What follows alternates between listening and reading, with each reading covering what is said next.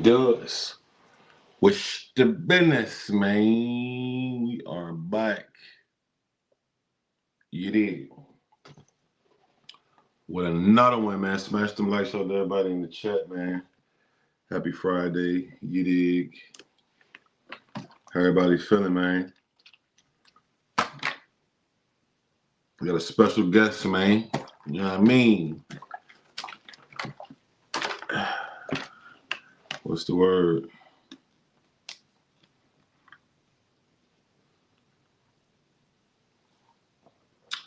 What is the word?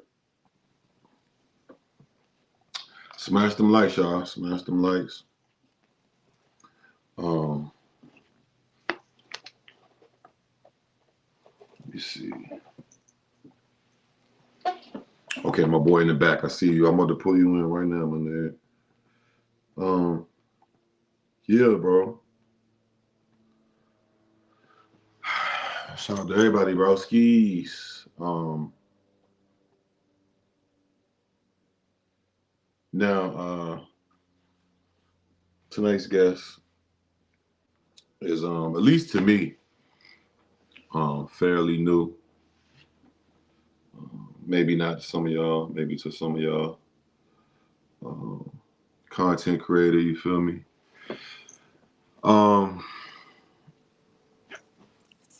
on, let me see. Somebody who, I've been noticing really been on that grizzly. You feel me? In more ways than one, man. Let me get him up there, bro. Okay, cool. Hold on. Smoky. What up? What up? What up? Smoke, dog. What up, my dog? Hey, can you hear me good? Yeah, you clear. You crystal clear. How about me?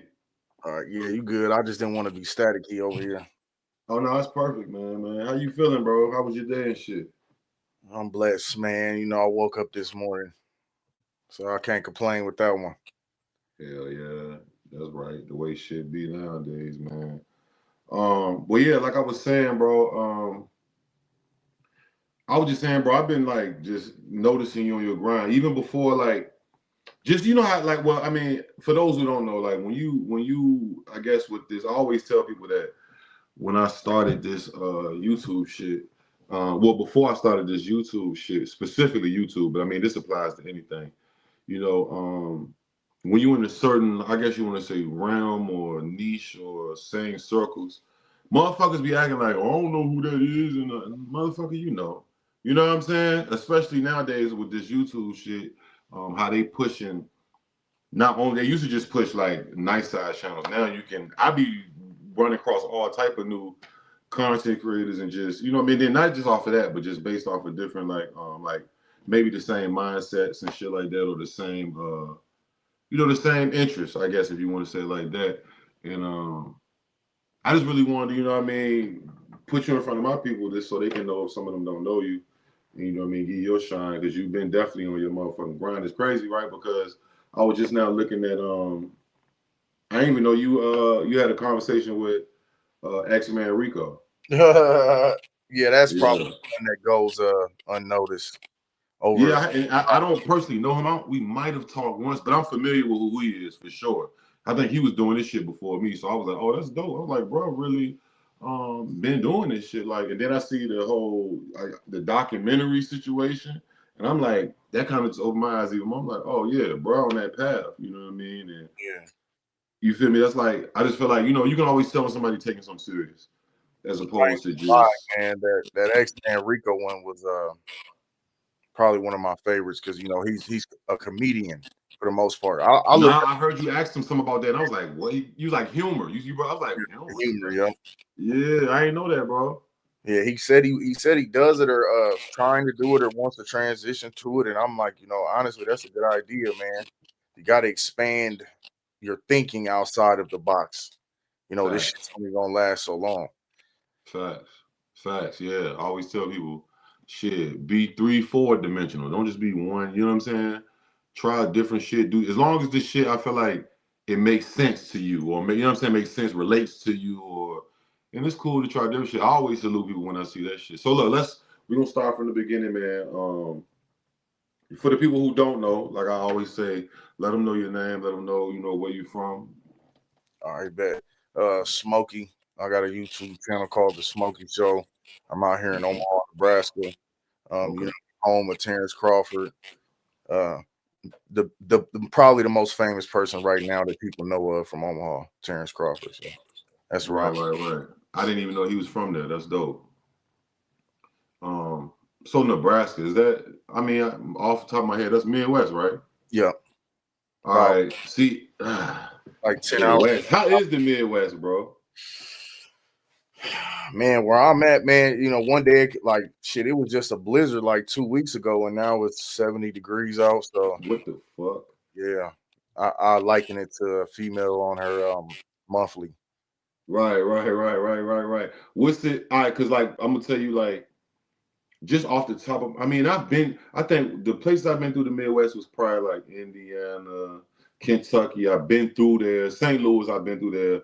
But every time I go to the motherfucking Midwest, it's like it give me down south vibes. You know what I'm saying? Because I'm from the South, so it's like I don't know, just from like the environment, how it look, the fields, the grass, the people, the slang, the hospitality and shit. Like and I noticed that you know what I mean, you pay attention to a lot of different regions from the West to so being that you know what I mean, I guess what's the differences growing up in the Midwest from somewhere like the West or like New York area or you know what I mean?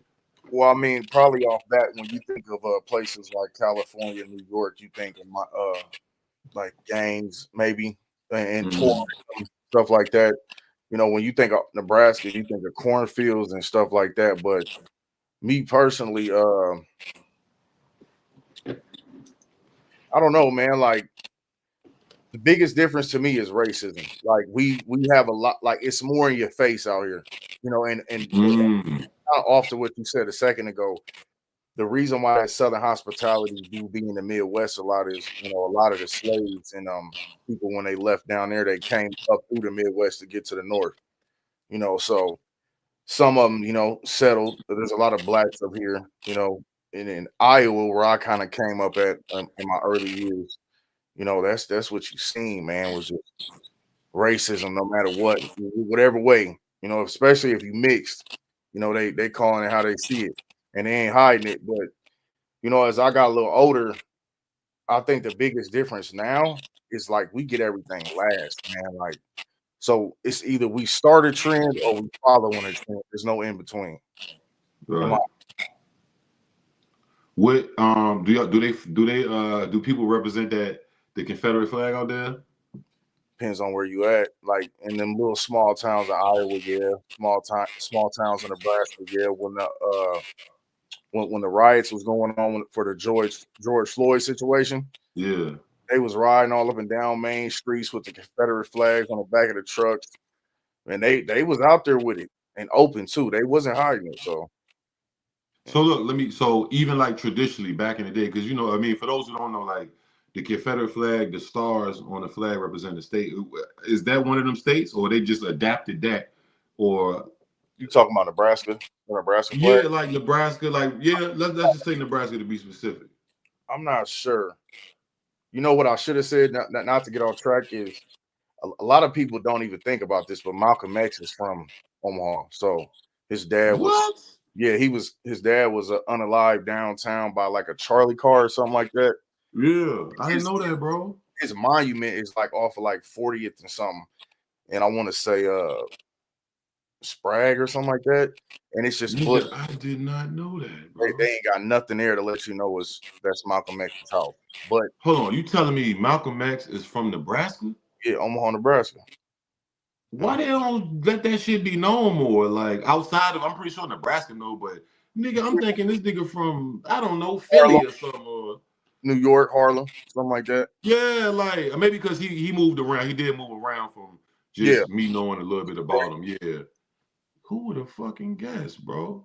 yeah, So look, Iowa, right? So how close is Iowa to Nebraska? man. Like like right over the little bridge. Like it's a 2-second drive across the bridge. Yeah, like one of them type. Okay, so is it kind Well, of the same culture or no? it's a metropolitan area. No, it's crazy. Like when you think of Council Bluffs, which is the city right across the bridge, you think of like Trailer Park. You think of all that white racism, the police. There, when you go over there, you could bet your ass if they pull you over, you ain't got a license, you in the car going to jail. Like it's one of them situations, especially if you black, and they don't like niggas coming from Omaha. The first they see niggas in Council Bluffs from Omaha, they run your ID and you black, mid, late teens, mid 30s, up to mid 30s, they gonna think you a gang member. So they gonna be on you. Oh, so the gang presence is out there heavy. You said what? The gang presence out there in Nebraska. Yeah, Omaha. What kind of gangs is out there? They got Bloods, Crips, Hoovers, MS-13s. Right, them niggas everywhere. Yeah, right. And then you got some African gangs. They I think they call like Triple C or something like that. And then you got just a bunch of different shit. It's just a melting pot of different cultures. Just and it's pretty segregated too. Like the racism, like over here, kind of being in your face, or just a segregation of the city. Like just like most cities, people don't pay attention to it, but North Omaha is all black for the most part. South Omaha is predominantly like Mexican. That's where you're gonna find the Hispanic culture, and there's gonna be some whites over there too. But when you think of South Omaha, you think of Mexicans. When you think of West Omaha, you think of whites. So like that. And when you think of East Omaha, you think of trailer park.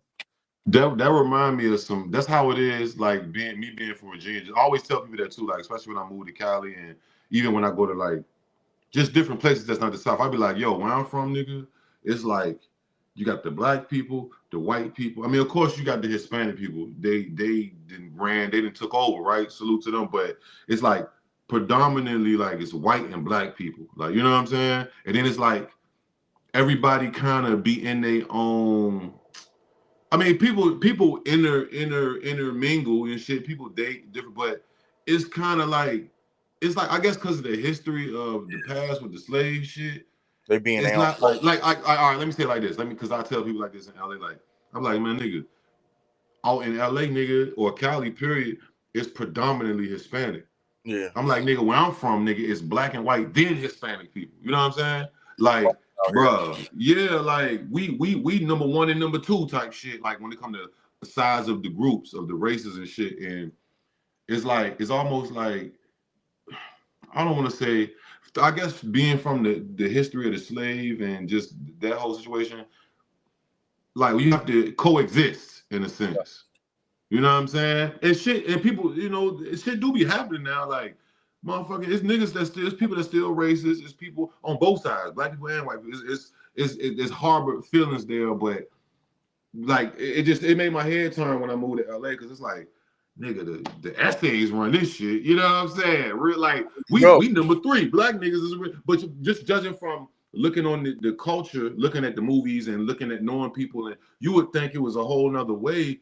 Nah, nigga, it's like, bro, it's the whole other way. But coming from where I'm from, it's like this shit is just a culture shock almost. You know what I'm saying? But I mean, it was never no pressure. But okay, cool. Okay, so y'all, I mean, it's pretty normal on some American inner city type Bloods, crib. It's like the gangs. You got the racism shit.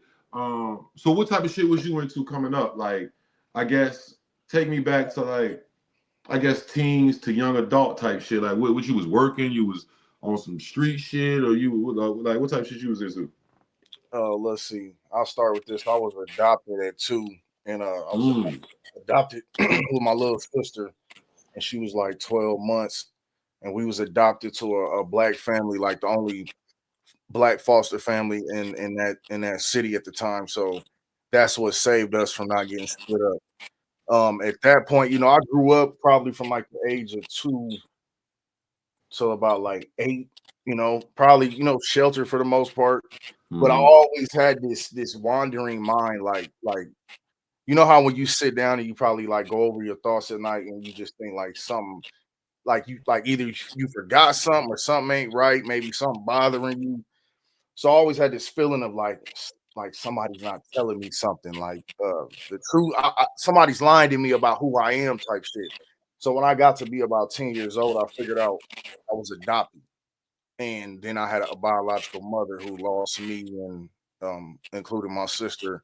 Outside of us to 9 other siblings of ours, drugs to the system, Oh, drugs, damn. so she lost a bunch of us, and when I figured this out, of course I'm a kid, I got questions.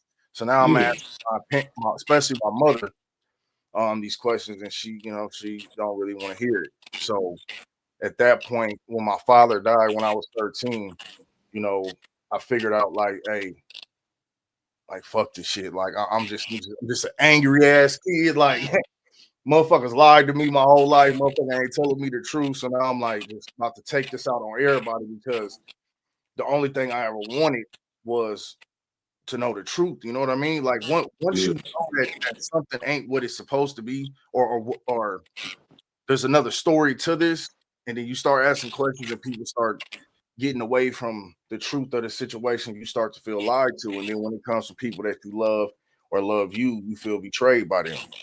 And right, facts. so Yeah. my anger just shifted in different ways. So I spent a lot of my younger years in and out of the system. And Mm, I were like Orinda Academy, Woodward Academy. It graduated the juvenile prison, Eldora State Training School. I got my high school diploma in the Eldora State Training School, which is a juvenile prison. So right, all the bullshit I did for 8 years straight being locked up, I finally realized like I'm the only one that can control my destiny. No matter how angry I am, no matter who I'm angry at, that shit ain't gonna matter in the end. Like it's either this anger gonna elevate me in a way where I can, make a difference, have kids, and do it better than what my mother did, or I can just throw it all away behind some emotions. So I just kind of figured out once I got my diploma that showed me like what? Like, man, I ain't never finished nothing. Like, man, fuck this. Like, I just got my diploma, and damn near everybody I know in my family didn't get that. So I went straight to college from the juvenile prison, and that's kind of where my childhood ended. 17. how did your sit like how like your sister? You say you and your sister kind of or not kind of y'all was under the same like in the situation. How did she feel that you was wilding out or like don't even try to figure this shit out or just be happy or I'll be all the way honest with you. Like my sister, like she resented me for the longest because every time I got out probably twice in a matter of 8 years. And both times I got out, it was a very pivotal time in my sister's life. So I promised her I wouldn't go back. yeah And she was like, every time when I got out finally, like she resented me because she was like, she felt like I lied to her. And mm-hmm.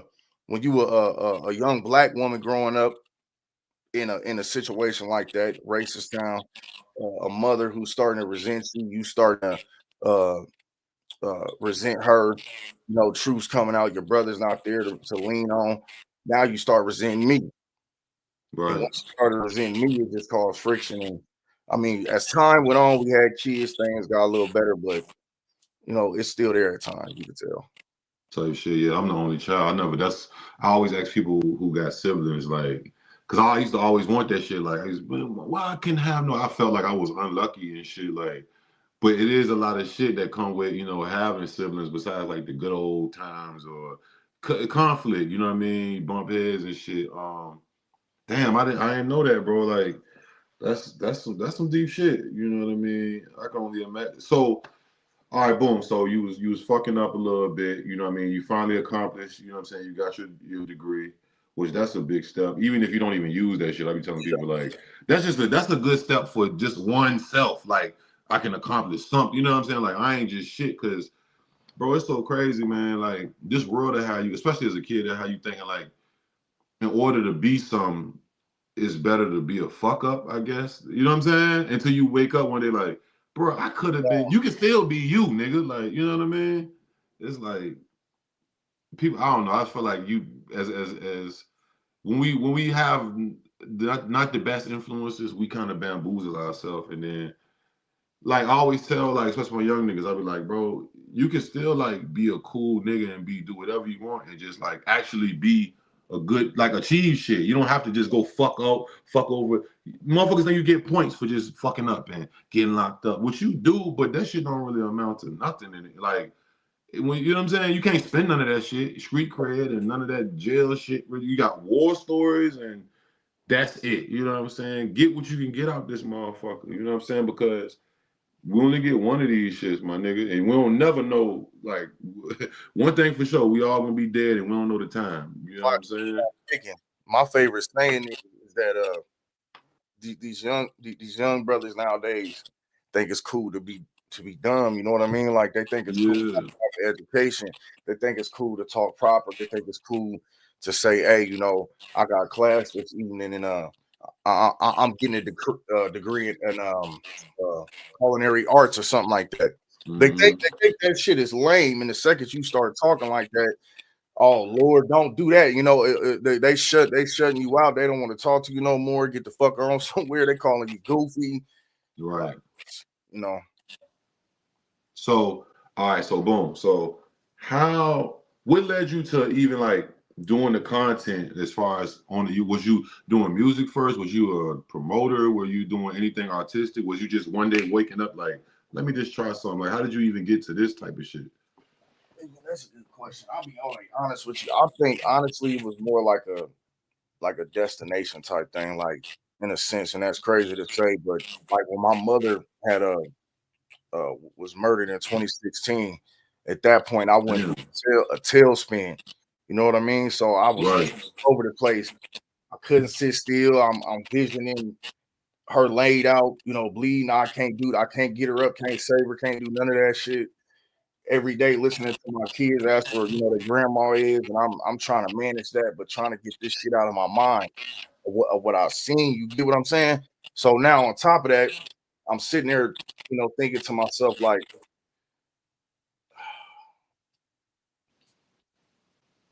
what's the best choice of action here? Go it all the way for revenge or raise these kids? I chose the latter, raise the kids. Then as Right. time went on, God showed me some shit. The man that, you know, locked up is innocent. So, hey, look, now I got a platform. I could bring that story to my platform, spread it for people to listen to. Um, you know, maybe it reached some ears that somebody could help me, help him with something, getting them free. Like, but now I'm just like, now I'm understanding like I have a bigger purpose with this. Like Mm-hmm. dumb shit, reacting to the bullshit. Like if I got a story that could be useful to somebody, like something I done went through or something that changed my life, why not share it? Why not be a solution? Like we Facts. got too much ignorance, bro. Like listen, when you don't type in some of these platforms on your YouTube on the phone, some of them bitches still pop up. Facts. It's so big, man, like you can't get away from it. So if I see that, I know my kids see that. And kids are influenced by whatever they ain't supposed to do. So Look, so you just kind of first of all, I want to say condolences to Mom Dukes. What happened there, bro? And then what happened there, bro? well, basically, you know, it was April 25th, 2016. She was minding her business on 48th and Boyd, just chilling like normal old ladies do on the porch, smoking their weed, talking. You know how old black women is, being Right. belligerent. You know, kids out there playing, and you know, my mom, she's originally from Greensville, Mississippi, moved from there to Chicago, Inglewood, then came to Des Moines. That's where she had us, and then lost us after birth, and then we migrated down to closer to Omaha, Nebraska, where we were adopted at. So she noticed the car spinning through and noticed off the rip something wasn't right. So she told the people on the porch, like, "Hey, watch out! You know that car looked like it's up to no good." Next thing you know, like no sooner than she said that, she said, or the people out there said she looked back up. Somebody was running up the walkway with a gun, started firing. She went to grab one of the kids and like get him out the way, and a bullet struck her right in the chest, and it just traveled, and then just like killed her right where she was standing. Instantly, she just went face first off the stair. Boom! It was a wrap. It was a wrap, and So it wasn't even meant for her type shit. wasn't even meant for her. Crazy part is, this shit get deep out here, man. My baby mama, you know what I mean? Like, she got relationships with some of the people that they said was involved. You know, it got deep, got crazy. And then I realized, like, damn, like the women I'm having kids with, you can't trust. You know what I'm saying? Like that's a dangerous game. And then now it's involving my mother. So this ain't just no, you call the police on me for some bullshit. Like now we talking about somebody that lost their life that I can't get back. Right. It got pretty sticky. What the fuck, man? Condolences, bro. That's damn, bro. That's why I be telling mother. That was like some. What that was like behind some. I mean, you don't got to get too descriptive, but that was like some other people having conflict type shit. In the city we got like I said, we got gangs out here, and when people Right. know where you at and they think you easy to get at, they gonna try to get you, and that's what it was one of them days. Like people didn't think it could happen. Probably they came through there, did what they did, and the innocent mother, grandmother, woman, black woman lost their life, and now somebody innocent had to pay for it because he had a reputation that the police just how the police are. You black, you got a reputation. They think off written no matter what comes up with you that you guilty. So that's what that was. They picked him up. He just beat a unaliving case, or he was just released from an unaliving case 3 months prior, or not even that, maybe a month prior to my mother's unaliving. So this man was only out 30 days or so, bro. They bammed him again right from our mother's shit because he beat the first case. They had to drop it after like a year of him sitting there. They didn't have enough evidence, and then boom, there goes my He mother. just so it was more like to them he was just the easy, the most like oh yeah it probably was him type shit. His name was just ringing too much, and you know how that be like every. I mean, if I know most us have lived in areas where somebody names just ring a lot. And Right, right. when you think of that name, before you think of anything good, you think of all the shit that they might do to you. You know what I mean? So God damn. So how was it like and I know that's something that you could never like get over. Like that's just even just losing people in general, let alone Mom Dukes. But what were some things that you use, I guess, to kind of like channel that energy? Because I know you had a lot of emotions fucking running through your head. You know what I'm saying? You even kind of tapped on it when you was like instead of tweaking out. Like, how did you kind of transfer that energy, man? And I don't even.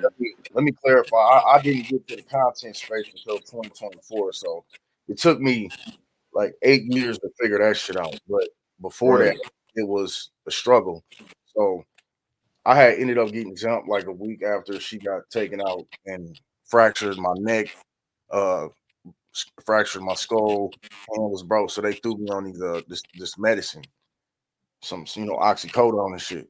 Oh And yeah, yeah, I know. Yeah, I yeah. ain't gonna go like I don't know how much time we got, but between the ages of like 17 to 19, I was stabbed 3 different times. So and during that time, I never took no medicine. Right, Didn't took like I wouldn't fuck with it. I had a high pain tolerance. But when right, that right. happened with her, bro, you talk about fuck physical pain. Like my mind was gone. Like it was more or less what I seen.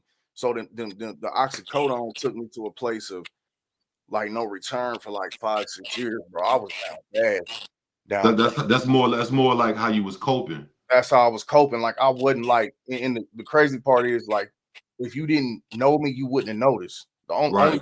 people that knew what was going on, or I had a real bad problem with it, was my wife, and she struggled the most through it all, and my kids. And my wife stuck with me. We've been married 10 years, so she's been with me through all this crazy shit. That's So what's up. You all got somebody. Yeah, that's what's like up. if it wasn't for her and the kids, the 11 kids I got, I don't know where I would be, bro. Like shit, You said you got 11 of them things. yeah. Oh, that boy got a tree. He got a whole forest. Nigga, fuck you, man. That's what's up, though. Like, Mhm. that's you got the lineage. I think if I'm saying that right. You got, yeah. So It you runs really in the got family, some. though.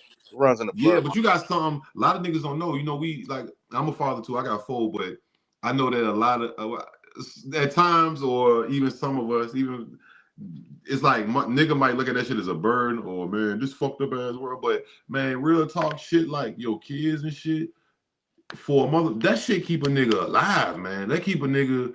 It's not easy, like you know what I'm saying. Especially if you having them out of wedlock and as a youth, Yeah. and which most of us do. You know what I'm saying. But man, I So always say this, man. They I'll always kept me alive. be all to be honest with you. I have so I got 5 white baby mothers that I have. Okay. So we that's where I started at basically. So Mm-hmm. 5 of them is white. I got married in 2014 to a black woman. So Okay. my mother coming up, her favorite thing was don't bring no blonde hair, blue eyed devil in the house. So the first Right. baby mama, you got to understand, she was born in 1929. So Right. the way she been through it all, so she really has a disdain for white people. And Mm-hmm. seeing me bring one in there, she said it in front of her.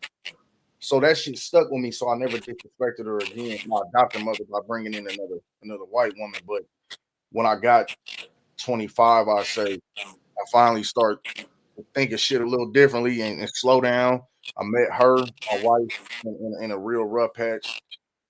We got married when I was incarcerated. Didn't think it was gonna last, and by the grace of God, 10 years later, we done got to know each other.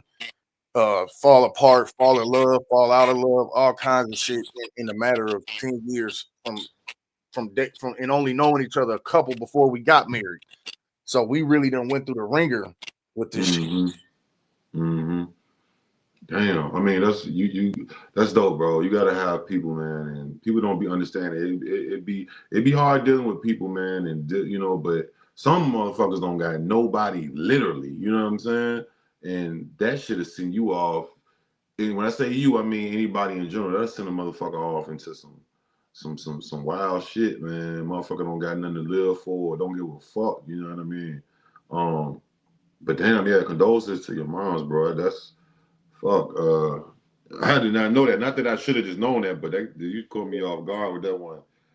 So yeah, you didn't definitely. Then you fighting and niggas jumping, you getting stabbed. So it was active. It was pretty active how you was coming up. Well, let me say this: like my incidents between 17 and 19 were all behind. Like my first incident with getting stabbed was behind a lady friend. A dude was disrespecting her, called her out her name, and she was the homegirl. She was with like 4 of us, and it was a white dude. Mind you, we in a city where everything is racist, so Mm-hmm. white folks call other white people the N word because it's part of their vocabulary. So he get to talk crazy, disrespect, call her out her name. Now he disrespecting us. So we get to fighting. Whole time I'm getting poked. So I got stabbed in my spleen and it ruptured. And you know, spleen is an emergency thing for your blood system. And that was it. So I was about 15 minutes away from going out, and they saved my life. You know what I mean? And then about 6 months later, I got into it with a friend of mine who, was a real good friend since a kid behind my sister. He tried to they tried to do some sexual things to her that was out of line. And I finally seen him like a year later. We got into it, or no, about 6 months later, we got into it, and I ended up getting cut in my finger and it sliced my tendon in my nerves Damn. in half, and I was bleeding to death. Luckily, I got saved that time. And then, not even 7 months later, we had a house party. Same friend from the first incident there. And see, this is the thing with council, with the city in Iowa. Everything is drugs, meth, acid. So these motherfuckers be tripping. So you be in these house parties, and they really be off these drugs, like these hard. So dudes up in there off these drugs. I get ready to turn the song.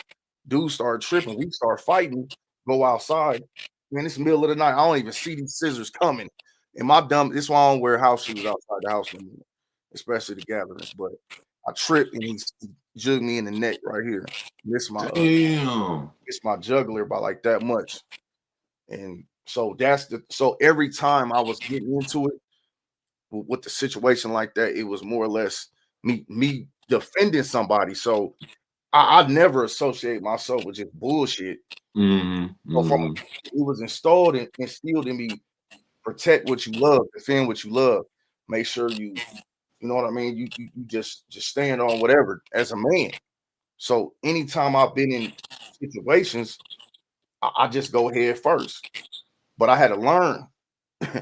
Being young and dumb will lead you to the grave early. Like I grew who I was selective with who I gave my loyalty to, who I would defend, because not everybody you show loyalty to and defend gonna give it back.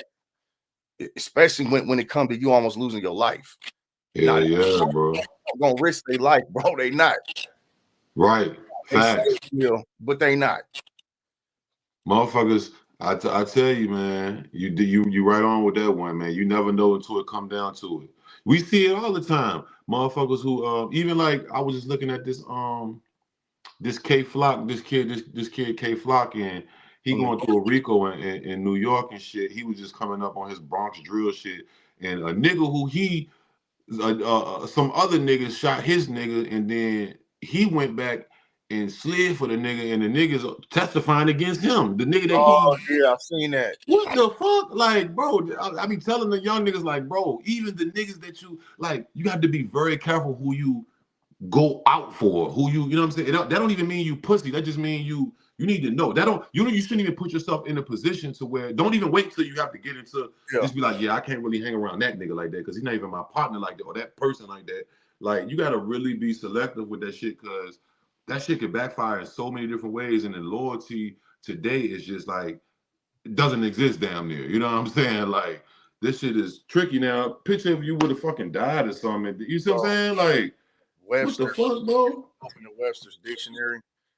Loyalty's not in there, or the real definition ain't. It might the words might be in there, but the real definition is not in there no more. Like bro, what the fuck? I think that shit went out in like the 90s, early 2000s. That shit, them type times is over with, bro. Like that shit is over with, my nigga. When grandma died, it's the way I say it. When grandma passed, loyalty and the morals of the family left. You know what I'm saying? You know, church mandatory coming up, things like that, Bible study. Once that shit left, the foundation. The old days, nothing left. Nothing left. Grandpa gone. Mom, she the new grandma, 35, 40, like there's nothing no more. Right. That's facts, bro. That's facts. I always tell the young boys that, man, like, bro, be careful, nigga, like, cause you're gonna be looking stupid if the same nigga that you helping. I mean, I about to say, look, we can even look at the Young Thug shit that happened, the YSL Woody, and bro, how many more? I be telling niggas like, look at the examples, like, bro, it's not how you think. Your best bet is to go do something with your fucking life. You know what I'm saying? Besides gamble on people that you don't even know these niggas like this. You don't even, you feel me? Like shit is okay. So boom. So all right. So damn. Out of all that, that's a lot of trauma right there. That's a lot of trauma. So how'd you get into the YouTube thing? Like what was your first video, or did somebody tell you, or did you see something that just intrigued you, or how did you get into that? Like I said, man, I was kind of just trying to figure out like a hobby to do to kind of take my mind off, you know, some of this shit. And finally, you know, I came across a platform called Street Certified News. And then I started noticing 1090 Jake and all these other people going over paperwork. So finally, one day I seen a case or whatever. I looked it up, sent it to him, and then I ended up on 16 Shot'ems Live about some case or whatever. Next thing I know, I started doing content with Street Certified News for like 6 months. Then I started my show, my own channel, the Smoky Show. And then that's when I started creating my own content. I think my first piece of content was like a comp of like the Young Thug trial, and this was like last February. And then I did a comp on P. Diddy. And then from there I had like out of nowhere, man, I just started just being consistent with shit. Had interviews with Brick, Gordy, Spider Lope, more recent Munchie B. Back then it was I interviewed, you know who Rich Wade Tiller is? No, I ain't never heard of him. Chicago, the guy whose daughter got unalived in the McDonald's drive-through. Oh, I know that story. I interviewed him. Okay. Just a bunch, man. Like I'll forget some shit, but yeah. So, how did you how you come up with the Smoky Show? What is your name? Did they always call you that, or? No, I just was thinking. Well, one day my man's was telling me basically like, look, you know, this is street certified news. This is our platform, but you want to start branding yourself, basically. Right. You know, you gotta think about making your own channel so you can start doing stuff on the side or whatever, or majority of the time, because we only do content over here when stories are needed. You get what I'm saying? Right. He was doing like hood docs a lot, so he knew how to do that. I just came in doing paperwork and talking on the camera. So finally, I'm sitting there one day and I'm like, everybody like to smoke weed and shit. Right. Like niggas get high and start thinking about shit that don't even make sense, but that shit make all the sense in the world. The Smoky Show. Look, I swear to God, I said that shit like 2-3 times. Then I start thinking, I'm like, man, fuck that. That shit catchy, the Smoky Show. And right. it just hit. Like started working for me. But now yeah, I fuck with that. I'm going to a different channel. Like I started a new channel called Elevation Before Destruction. Because I seen it. Yeah, I subscribe. To me, I feel like. Yeah. That's dope. You right. You right. I be telling motherfuckers all the time. Make sure you have a few different channels, whether you do it just for backup purposes or to do it for different things. Like, because one thing we got to remember on this is not our platform. Goddamn it! If one day they want to say this YouTube shit is over or whatever platform, Instagram, all these shits is over with, it's fucking up. That's why niggas like Vlad, you got to get your .com, and I still want to get mine, but that takes a lot of maintenance too. You gotta have, you know what I mean? You gotta have really a team for shit like that. But even just getting it, just buying the domain. But yeah, I tell people these are not our platforms, bro. Look what happened with TikTok for a couple days. Motherfuckers, if they would have and we still TikTok is just on the extension. I'll be telling motherfuckers, every day I'm building my TikTok and this build is going good as fuck. Like it's all organic. I'm fucking just hit 5,000 on that bitch. I'm like, but I'm still thinking like they can really just pull the plug at you know what I'm saying? Like, bro, we gotta when you get these strikes and shit and things like that, and then like you can, I don't even think you can say COVID still. I got a strike like that. That was I think that was my first ever strike ever in history, y'all. Still can't say talking about. Yeah, look how I caught the strike, right? So this was like my first ever strike, bro. I swear to God. And I think I even did a video on it. But all right, so I made a video. So Adam 22, right? This was like back when the COVID was still, ain't nobody really know he was on lockdown. So that nigga, he was advocate. This back when I was super tapped in with that shit. Like this was throwback. So he was advocating like everybody need to get their shit. And C-Mac was on that platform. Yeah. He was telling all the niggas, man, you better get this, you better get the jab, get the jab.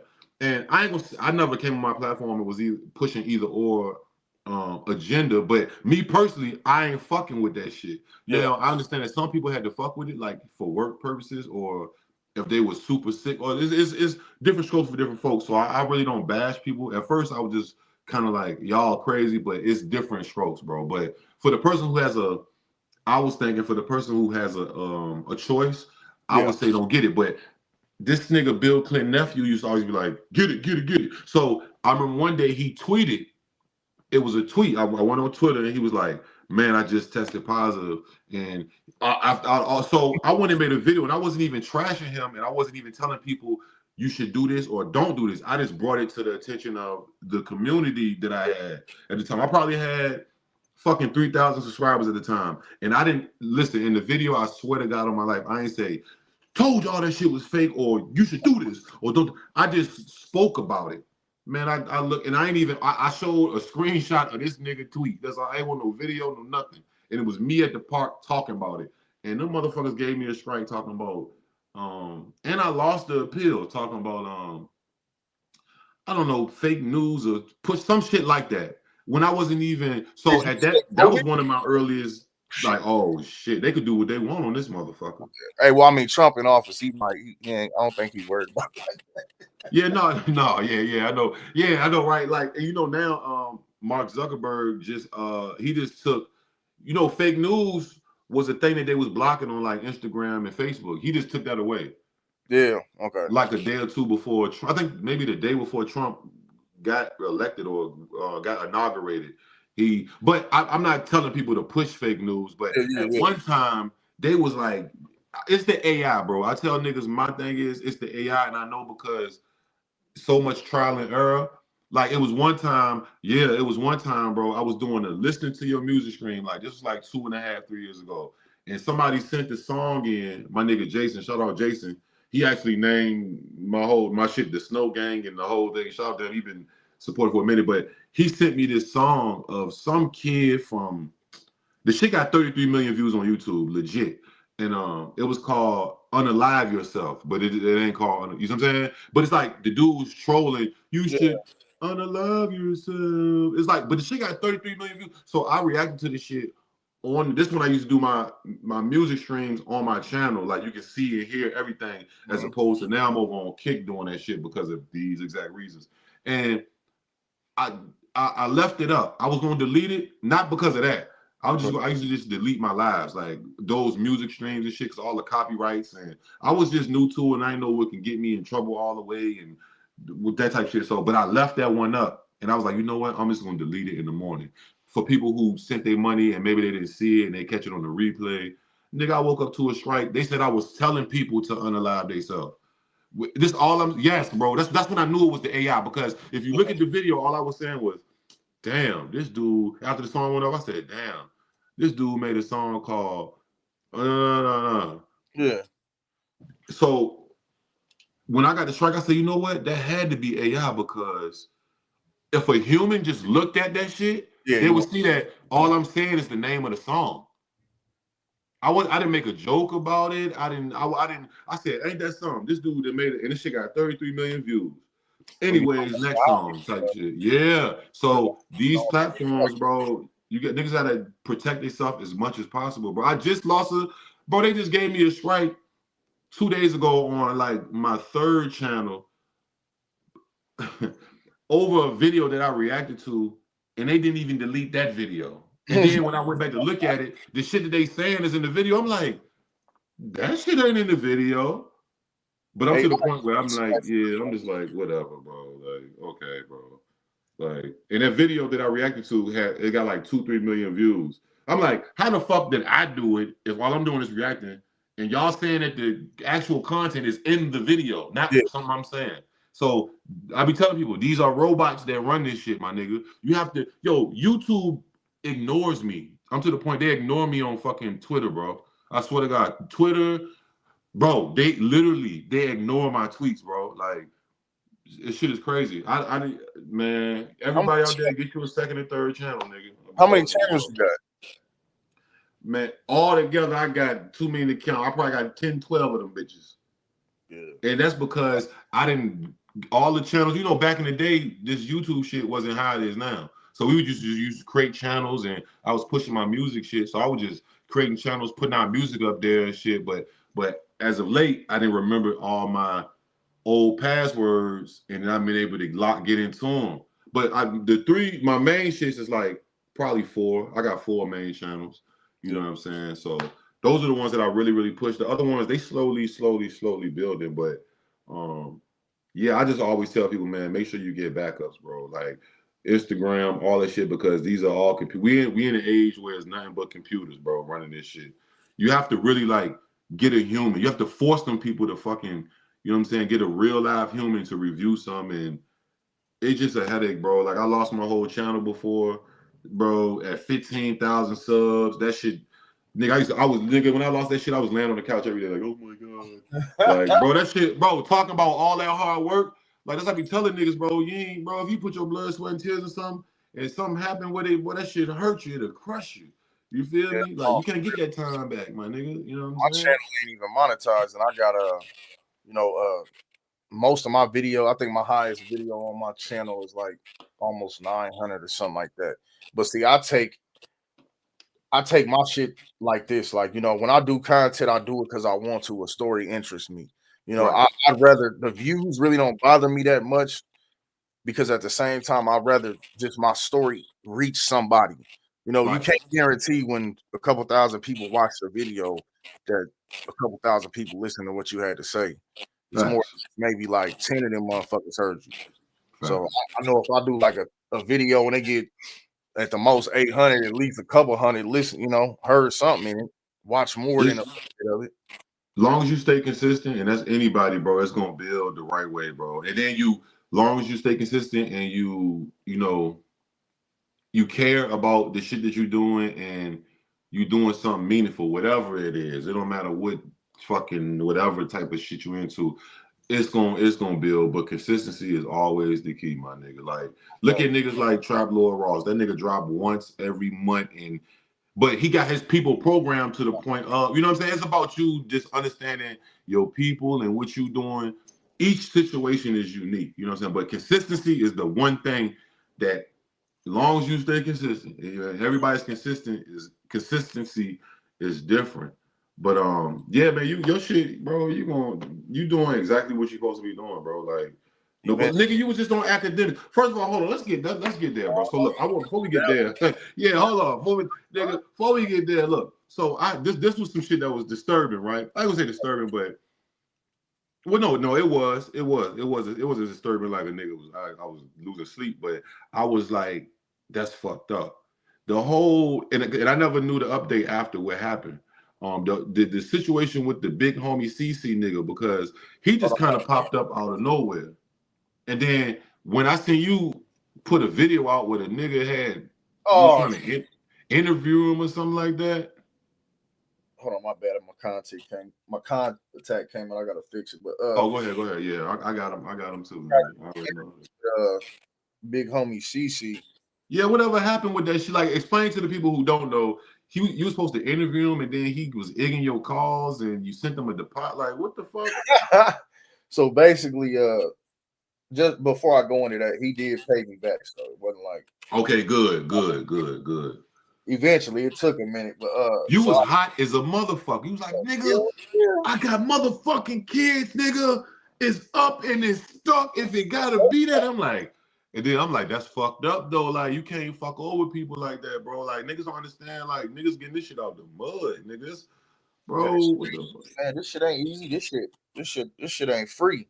The fuck? No, it ain't free. It ain't easy. Like, none of that. Well, for some product, you need to pay me. This ain't no different than the goddamn street. Right. Like, nigga, I came with honest business, and you came with bullshit in mind. I felt like, and you wasn't all the way straight up with me. And when you realized that I wasn't a big person to really speak out and people would hear me, I felt like he took advantage of that. No disrespect to him now, but at that time it was whatever. That's how you felt. That's how I felt. And then next thing I know, he just not responding. My money ain't coming back. Or he think it's a game. I'm like, all right, so the best thing I can do, and the only thing I know how to do in this situation is go to my platform. Right. Because that's what I got it for. So I'm gonna go ahead and speak out and let people know off rip, like, look, this dude ripped me off. And if you're doing business with him, you might not want to because he's doing bad business. If he ripping me off for 150, I would hope you don't put no more than that in his hand. But hey, he paid me back. I appreciate it. Shout out big homie CC. Mm-hmm. Yeah, I was surprised when I seen that. Not even just because I knew nothing of his integrity, but I had been through something similar. You know what I mean? With a chick, with an influencer chick I had went through, and then that's what I did. I did exactly what you did, and then blogs started picking. This before I was even doing YouTube and shit. I was just on some rap shit, like, and I was trying to get my shit promoted, and shit was getting left on red, and I'm seeing you leaving me on red, bro. Like, and then once I started making noise and shit and causing, and this was, like I said, I probably had 200 subscribers on YouTube, but I had people knew me as of doing music, and I had real life people on my Instagram, so I just used that. Then other blogs picking it up, like, because of who she was and who she was attached to as well. And yeah, like, bitch, you scamming, bitch. Like, you know what I'm saying? Like, what the fuck? And I got that little bit of bread. It ain't even about the bread. It was about goddamn, we supposed to do some straight business. Yeah. You know what I'm saying? I don't do that type of shit, bro. Like, fuck no, bro. The bag off YouTube, and I think some of these people think that we just get YouTube money. YouTube don't pay for a little ass video, man. Like, they paying for big shit. So if you ain't, and even so, it's not a get rich quick scheme. That's what I be telling people. It's not. If it was a get rich quick scheme, you know how many fucking people would be doing this shit, bro? If you think it was so easy just to get on here, get monetized, or even when niggas be like, you gotta buy followers, bro. You think if everybody could buy followers, get monetized, get plaques, don't you think everybody would have buy a million fucking followers, nigga? Like, no, you have to grind this shit up, bro. well, that And if they robot, find out you're doing some flaw shit, they'll delete your shit. that robot caught on though, because you know you was speaking on the robot earlier. You know they starting to catch on with that shit. So it's not as easy as it maybe once was when YouTube first came out or a couple years ago to buy that shit and get monetized, because you know you got the watch hours, all that shit. Yeah. I would tell anybody, bro, don't even risk. If you seriously trying to do this shit, don't even risk your platform, bro. Like, cause you're gonna be hurt when they hit your ass and be like, we terminating your shit, nigga. Like, or you know what I mean? Like, just grind that shit up, bro, and just put that work in, bro. If niggas can go out here and sell dope and kick doors and scam and finesse, bro, apply the same shit to this shit. You know what I'm saying? That's all I tell motherfuckers, and you gonna win, my nigga. And no, it's not an overnight quick get money scheme. It's not, nigga. It's just not. That's not what it is. You know what I'm saying? But if people like you, and if you're relevant, and if things you own is relevant things or unique, and then it would pay off as long as you keep shooting. I always tell niggas, just keep shooting, my nigga. But I'm glad that he did pay you back, and because when you did that video, I was like, damn, it reminded me of that chick. And I don't even want to say her name because that's old news now. But I was like, yeah, you know, another thing to this is sometimes people don't realize who people know, like, you know what I mean, or who they can get in touch with. So people things on people they think don't matter. That's really that. That's how. Right. That's all right. So now look, now we gonna get to this because you like I said, like I was just saying, nigga, you didn't goddamn. I come in the crib about to eat. I get in the crib the other week. I'm about to eat. Well, hold on. Let me start the beginning. So I'm at the mall. I'm what I was doing. I was trying to buy like a shirt or a hat. So I don't know. I was at the mall buying a shirt or a hat, and then I get in the whip to get back in traffic, and I see you hit me. You send me a video that you got posted on your channel, and it's Rockstar. Shout out Rockstar because Rockstar been tapping me for a minute. I was already familiar with Rockstar already. That's what I was like, whoa. And of course, Black Sam. You know what I'm saying? Yeah. Shout out Black Sam. So when I look at it, I get in the whip, right? I look at it, I'm like, what the fuck?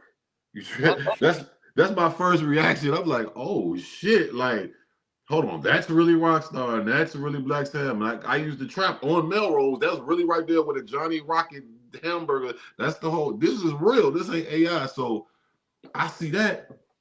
I want to do a reaction, but I'm in traffic. So I'm like, fuck. What I'm gonna do is I'm just gonna repost it and tag bro, and we can put your credit in there so niggas can know where it came. And my bad, I spelled your name wrong. That E. It's Smoky with no E. It's Smoky because it's easy to confuse. It's easy to confuse. You know what I'm saying? And it's funny. A side note, like I kept like after that, I kept trying to look up for your channel to tag your channel, but it won't popping up because I was fucking spelling it wrong. You know what I'm saying? But I get back to the crib later that day. It started going up. It's going up. That shit didn't gain like 200K on my channel. I'm like, but you see, that's why you gotta give people the credit and shit, just in general. Not saying that's not the most thing I could have ever done, but that's at the least what niggas should do. I appreciate you though, for sure. No, cause I know the feeling, my nigga. Like you can't, like I be telling niggas that if you gonna react to somebody's shit or just whatever, repost if you're legally able to do that shit, the least you can do is give them their credit. That's send people their way. Yeah. You know what I'm saying? Or just, oh, that was me that was on that video, or that was, oh yeah, I did see that video. Like people don't understand little shit like that go a long way, bro. You know what I'm saying? And look, even this, so then boom, so what, a couple days later, I get back in the crib. I'm out in traffic that day too. I get back in the crib. It was one of them days I was in traffic from early, got back in like 7 or 8, and I turn on the motherfucking TV. You on academics talking with Whack 100 and Loose, and I'm like, what the hell? Like, bro, so take me from the beginning, because I know you didn't talk about this on a couple of ones, but I was like, I at least got to bring bro on here so he can just speak on, because that, and for those who don't know, that's where the footage came from. It came from him. I didn't get that. People was like, you was right there. No, that wasn't me. Smokey posted that and I repost. It was a repost. You know what I'm saying? But for the people who didn't hear the story or from your point of view, so I remember you said you was like, it was like I was in the McDonald's. How did that day go? How did you get the footage and then the backlash of up into the academic shit? Who? How the fuck did you even get? Who? How did academics call you? Like, who did somebody three-way this shit? What the fuck? So basically, I think it was a Saturday or something. Can't remember. Yeah. Weekend day, and Rock hit me. I mean, like I said, I was in the McDonald's drive-thru getting the kids some food. You know, they wanted a Happy Meal, whatever. So I got him one, and then Rock hit my phone. And he like, hey, I got a exclusive, and I'm like, an exclusive. So like I say, I thought it was an interview. Come to find out, it was some footage, and I thought, hey, maybe this is a good investment because I'm trying to get monetized. And you know, when he called me, he was like, it's some footage of him and Black Sam getting into it. So in my mind, I kind of thought like, damn, that's fucked up. But I guess, you know, he hit me with it. So maybe he's really looking out. He know I could use it. So I paid the $750 for it, got the footage, put it out.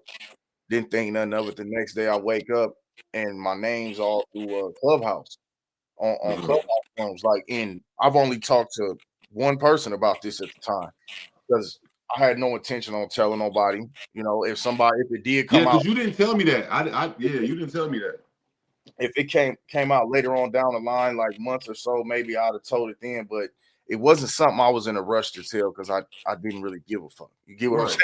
I didn't think it was that important. But then I see my names in the Clubhouse room talking about Smoky Show bought the footage for a K, and I'm like, damn. I'm like, how the fuck does my name come up in this out of everybody on YouTube? Why does my name, even though they got the price wrong at the time, why is my name even in a title with that being talked about? Right. Like, I mean, I didn't know this. I thought this wasn't supposed to be talked about. I mean, shit. And if it was, I mean, you could have told me so I didn't feel caught off guard or like I was being made a mock of for buying. Right. Like I did something wrong. And then after that, you know, the day goes on. I'm in the Clubhouse rooms, and I end up in this room where it's some of the smut-free people and Big Chuck, Death of the Cloud Chaser. Oh yeah, shout out Big Chuck. Yeah, okay. Marathon Kev is in there at the time. Kev. We all on the in the Clubhouse room talking, and next thing I know, Chuck and Kev like, hey, you want to go up there? So they trying to convince me to go up there for a minute. And I'm like, I ain't trying to go up there. I really don't, you know what I'm saying? I ain't trying to chase it. Because I really wasn't. I didn't really care. And then finally I sat back and thought about it. I'm like, well, shit, somebody threw me under the bus. So clearly don't know about it. I guess it ain't a secret anyway. So why not? Right. So finally I did go up there and I started talking and I just said I got the footage from Rockstar. Because really. So look, hold on, not to cut you off. I just want to say this too, because this what you. I'm gonna tell you what I thought right there, because I thought that you was the nigga behind the camera the whole time. I thought you was right there on with Rockstar. That's why I was like, oh yeah, I kind of for sure put this nigga credit on this video. Like, not only did he, no, yeah, that's how out of the loop I was. I didn't know anything. So when I started hearing about the Rockstar sold the footage, and I mean, I didn't give a fuck because I know how this game worked anyway. And if Rockstar sold it, that's him confirming that he don't give a fuck. You know what I'm saying? He could, if I could see if somebody like kind of filmed it and just try to put it out to make him look bad, but if he's selling it to me, which is you, what would be you, nigga, I wouldn't give a fuck. I'm like, okay, you cool with this shit? All right. I mean, it ain't like the nigga spit on you or, you know, type shit. I'm in Nebraska too, so like, you gotta remember, like, I didn't even know Black Sam was having a opening like this. Yeah, grand opening. Yeah. Like I said before, and I've been doing lives frequently later, just giving out like my honest opinion in the moment, just getting the people to be able to be more involved with like me, my personality a little bit. So I kind of on the lives, like, you know, I don't really care about the situation. Not to mention, you know, people want clout so bad they'll do anything. And what I mean, they'll sell their ass, they'll degrade themselves. That's not specific to anybody. That's just a trend right now. Yeah, just in general, right? I got a lot of other shit going on outside of YouTube with reality, like kids, a family, and real life shit, to where I'm not focused on that all the time. So that's why I say, like, maybe if I was 100% focused on it, my channel would be monetized. But Right. again, do I want to deal with the politics of it, or do I just want to be Right. able to say what I could basically say and just not do certain shit to get a strike? But I could say pretty much anything. Right. Um. Damn. So yeah, and you said that set the fucking internet on fire. That was like a week, 2 week long joint. You know what I'm saying? And like I said, I seen you. I was seeing you talk about that shit on Uda and just different people. I was like, but I knew it was gonna be like that just because of Black Sam, the people that was involved. You know what I'm saying? Even Rockstar, he been known. Like it ain't like he's a mystery character. You know what I'm saying? He Yeah, fuck with them people. Like so that's why when I seen it, I was like, oh yeah, this is definitely. I gotta definitely repost this and at least get this nigga his credit. This is worthy because that was left field. That was so left field. But like I said, nigga, I mean, in the end of it, bro, like you got exposure, nigga. You was all on academics. Not saying academics is God, but yeah. you've been on many platforms promoting yourself, and it's all about promotion, bro. You know what I'm saying? Not me calling these people. Like Uda hit me up, Compton, Rick Rock hit me up to do it. Shout out Rick Rock, yeah. The dudes whacking them one marathon and Chuck got me up there. It wasn't like I was forcing it. So, like I say, Right, I kind of just take it as it go. And me personally, I'm not bound in neither side. Like I don't care what this side talking about, that side talking about. I'm just trying to do content. Like, right, and I'm gonna do it with whoever, because ain't nobody paying the bills, ain't nobody helping me get monetized for the most part. Maybe with some looks like this, and I appreciate you for this, but people ain't making my content. They're not running my channel, so I could do right, my point, because a lot right. of this hypocritical shit, man. People doing what they want to do and then doing it backwards and then telling you how to do it, but they doing it wrong. And like, come on, man. We like I just said, Hey, fuck bro, it. hey, listen, you already learned it. That's why like I have the mindset of, and I fuck with a lot of people, and then like there's a lot of niggas I fuck with just in general, but I just don't force shit. And you got to kind of remember, like, not just you, but just anybody watching in general. Like, in the end of the day, this is just the internet. You know what Yeah, I'm saying? If you got a real life like kids and real responsibilities, or your own personal shit or just building, you got shit you building. You can't like. I'm not losing sleep over this shit. You know what I'm saying? And I'm not. And what are they gonna do? Kill me? No. Like, what you gonna do? Like, so I'm not even worried about with nobody finna none of that. So, but I also try to not get too deep, because once you get too deep, you can find yourself in some just weird positions and trying to, it just like, what the fuck, bro? Like, because for real, nigga, I'll go up. You know what I'm saying? So it's like, but we don't need to go that level based off of this. You know what I'm saying? This is just niggas. And you know what it is? I'm gonna be honest. What I find that a lot of people just, when you have strong views or opinions, or not even on some, like, I ain't talking about rage baiting yeah, motherfuckers, but just, everybody, some people don't know how to express themselves, or just take somebody else's opinion and just be like, okay, they have their own opinion, or that's how they run their program, or, you know what I'm saying? So really, to even combat that, me personally, I don't even give a fuck what nobody thinks really at all. Like you said, niggas ain't paying shit for me. Niggas ain't, what is niggas really doing? Like nothing. Like, now we can agree to disagree, or we can agree or whatever, but in the end of it, I don't, what the fuck, like I always say, what you gonna do, nigga? What you gonna come kill me about some YouTube? What you finna do? You know what I'm yeah, saying? Because I'm not, you know what I'm saying? What you, like, come on, bro. Like, shut the fuck up. So it's like, you just gotta keep focusing on what you doing, bro. And you doing a great job, but just keep the eyes on your prize, my nigga. Like, you know what I'm saying? And whoever gonna be there with you, fucking with you, shit, that's whoever. And don't force nobody to try to fuck with you. You know yeah. what I'm saying? Real shit, bro, because you really doing a great fucking job. Oh, so, and speaking of that, so um so what's up with this new channel? Like, what's the direction? What's the name? Say the name again for him.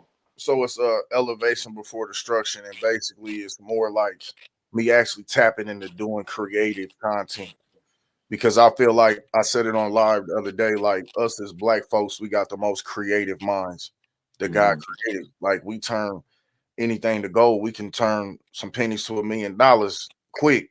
And anytime we get determined and focused on something, we can do it. So I named it elevation before destruction, because we tend to, the norm is, it seems like nowadays we destruct before we even get the chance to elevate. So I want to, let's elevate before we even think about destructing, because once we get so far up, destruction is gonna be way, like, we ain't even think about that. We ain't Right. thinking about crashing out. We ain't think about doing shit ass backwards. We thinking about doing it forward, and only that. So that's what that is. And I just dropped a little thing, trailer basically to this new doc I'm doing called Legend of Drill, and it's on there. I just premiered it on my channel, other channel, the Smoky Show, and then I dropped it on the Elevation Before Destruction. So I'm just, and plus, you know, my man Uda was letting me know, like, bro, you shadow banned. So, and I really never understood what that mean, but it's That's a like, real thing. It's a real thing. yeah, It's he's a been real saying thing. it the past couple of days, and I was like, you know what, damn, you know, I ain't gonna fake. I got to thank Uda, because Uda's the one that kind of pushed me this final time to change, to do a different channel, because I had other people try to push me to do a Dre or Virgo. Shout out Drill. Another person I can't remember who the fuck it was, and then it was uh Uda. And then Uda said it. And when Uda said it, I was in the store minding my business, getting a computer stand to set up my little area for the little studio I got going. And man, he gave me one of them compassionate fucking speeches like, Smoky, man, what are you doing? Like, you got, come on, man, you got to create a new channel. They shadow banning you. They not letting you be heard right. You know, when you got good content on there for this to go like that. So finally I was like, you know what? Fuck it, why not? Let's just do it. So I did it Yeah. last night. Yeah, I'm definitely subbed. I seen your preview, and I was looking at you did some reactions last night. You was looking at No Jumper, and you was saying some ill shit, man. Y'all go subscribe, bro. Like you was saying some super dope shit, some real like not like real on some just like it's deep, like Yeah. and you know what I mean. Really, I was like, oh yeah, bro, yeah. So oh, this is the other side of bro right here. Okay, all right. No, Cause that homie, that I'm not big gonna homie say CC stupid. video, I was like, this nigga on crash out mode, right? Yeah, I mean, but I see, this is feel you. the thing. I say this to anybody. I'm not crashing out behind anything but my family and my principles, my morals. Like, outside of that, I don't give a fuck what you talking about, what you say, how you say it. I don't care. But once you enter this realm of my kingdom and what my last name represented, what I need to stand on for my sons to know that they got a strong father and he's gonna protect them, I'll go all the way there with you. Like, and I don't brag about that because that's not something that's ignorance to me. You Right, know, you ain't pushing that. Yeah, right, right. I'm just letting you know, like, just leave me the fuck alone, man. I just want to do some business. I just want to live my life and watch these kids grow like everybody else. That's real shit, bro. That's real shit. So what's next, bro? What's next for the just in general, what's next for you? What you that you can reveal? So, like I say, I'm dropping the Legend of Drill doc, and after that, I'm gonna take some time because I got some other things going on. I'll probably take a couple weeks to just relax. You know what I Right, mean? Stay off the right, internet for a couple weeks. You know, what's that word? Cleanse the body of the bullshit, and then right. I'll probably pop back out with a couple lies and a dot, something like that. All right, man. Well, let them know where they can follow you, whether it's Instagram or wherever you want them to follow you at, and whatever your last words is, man. I appreciate you, my dog. Man, y'all can find me at my first channel, the one that people know me for the most, is the Smoky Show. You can find me at the Smoky Show on YouTube, and then you can find me at the Smoky Show, all lowercase 19 on Instagram. Then I just made another channel called Elevation Before Destruction. The basis of that is we pushing just grown content, something that is more suitable for you to just watch at all times. You can gather something from it, and it's far away from any sector you could think of. We trying to take it somewhere else right now, and I'm working on my production, editing, things like that. So that's kind of where I'm showcasing that a little bit more at. My last words I'll say is basically kind of what I said that bro was speaking on a live. He kind of heard me talking some stuff. I'm like, we ain't got to pimp ourselves for a little bit of nothing. I'll say that to anybody. We ain't got to pimp ourselves for a little bit of nothing. Our minds are made of gold, and we can make anything happen no matter what it is. Don't nothing hold us back but us. And as long as we believe that anything is possible, There's no obstacles we can't overcome as long as we take accountability and show these kids that, quit worrying about what the white man ain't doing for us. Quit worrying about what the motherfucker next to you ain't doing for you. Let's worry about what you could do for yourself and love yourself first and not expect it from somebody else. So the letdown don't hurt as much.